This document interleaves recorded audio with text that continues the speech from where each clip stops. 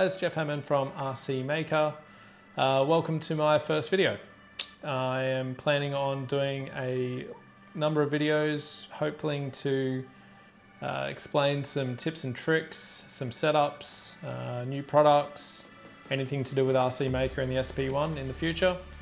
In this particular video, I'm going to show you how to correctly install the new Delrin arm inserts. There is a specific way to ensure that they're working perfectly. It's going to make your SP1 drastically better if you haven't done this already. So have a look and let's get into it. Alrighty, so first off we'll show you what tools you will need to insert your Delrin ball cups. First of all will be some pointy nose pliers, a sharp scalpel. I've got my Aramax shock plier tool here. I also have some emery paper, some 1-up red lube for the ball, and your trusty Dremel. First thing I'm going to show you is what not to do. Under no circumstances should you get lazy and try to install your ball into the cup unless the cup is in the actual arm.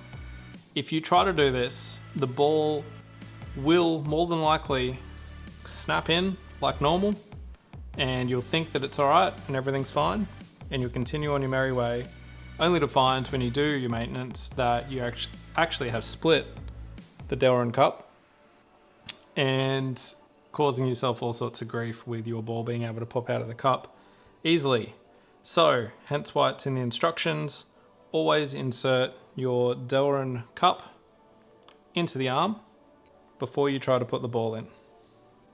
So now that that's out of the way, I will show you the correct way to install your cups into your arms. So here we have the nice new 3026 POM Delrin balls and our SP1 arm. First things first, the Delrin ball goes into the arm.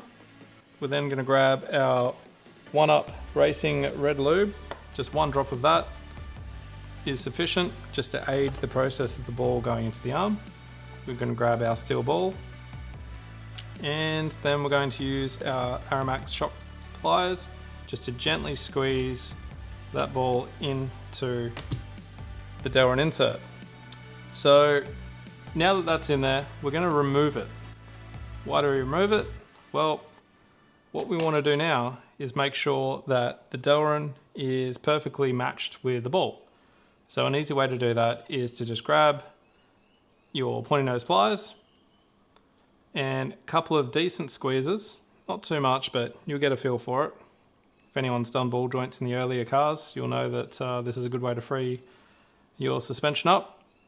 So a couple of good little squeezes. This is going to marry the Delrin with the ball. From there, we're going to insert this into our arm,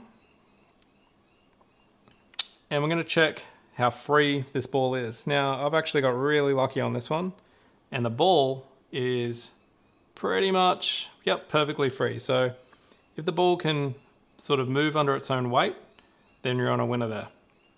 All right, so I can't show you on this particular one what to do if we need to adjust it, because this one seems to be perfect, but I'll find another one and show you a demonstration. So we found a arm that this Delrin insert is a little tight into, so I can show you an example of a tight one. So you can see our ball inside the Delrin without being in the arm is actually nice and free. Once we put it into the arm, it then binds up.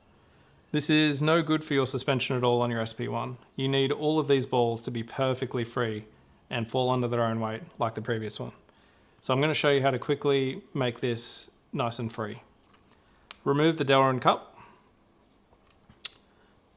Grab your sandpaper and a 2mm driver or the like.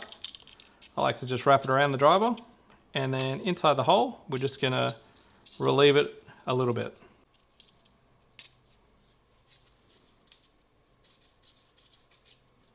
Alright, we'll give that a go. So insert our cup with the ball installed, and absolutely perfect. So it falls under its own weight, super free, beautiful. Now you need to repeat this for each 3 balls in each 4 arms. make sure that they're all perfect. One can ruin the rest, so it's imperative that you get this correct. Conversely, if you have a ball cup that actually fits into the arm a little too easily and you don't need to actually press into the material, then this can create issues with slop of the ball actually going up and down, giving you suspension a little bit too much slop. A little bit of slop is good, but not too much. This is also going to wear out way more maturely than having a nice tight fit. So if this is the case, super easy to fix. Grab some CA glue and just put one drop right in this area here. Let it dry and then follow the process we've been doing with removing material until it's perfect. So you got to remember, not too sloppy, but tight enough that the ball still moves perfectly free. So there you go, guys. Super important to make sure that those arms all move perfectly free to ensure that your SP1 suspension is correct. Hope you enjoyed the video and got something useful out of it. I really enjoyed doing it and look forward to doing another one soon. Stay fast, guys. See you later.